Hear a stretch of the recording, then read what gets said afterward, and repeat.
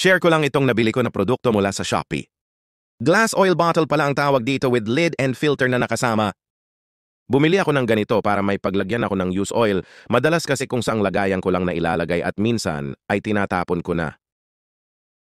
1000 ml na pala yan at may kasama ng silicone non-slip sole. At bukod dyan, naka 304 stainless filter na din ito.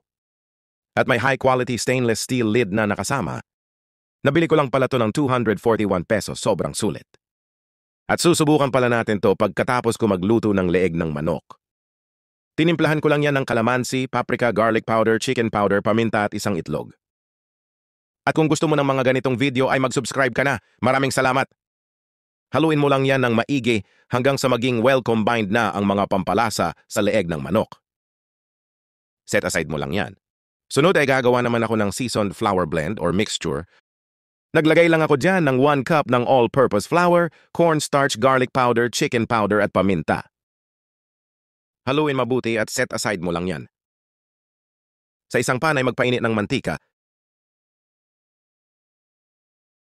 At ito na ang manok na tinimplahan natin kanina, sinama ko na ang mixtures at inumpisahan ko na magprito.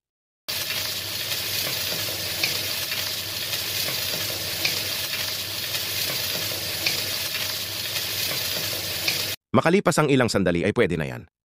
Piprituhin ko na lang din ang iba pang natira, hindi ko na ipapakita ang buong proseso at baka mainip ka pa.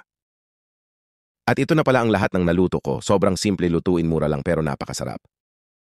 At kung umabot ka dito ay baka pwede mo naman i-comment kung taga saan ka para naman malaman ko kung saan umabot ang video na ito. Maraming salamat! At ito na pala ang mantika na nagamit ko kanina. Ilalagay ko na dito sa ating glass oil bottle para masubukan.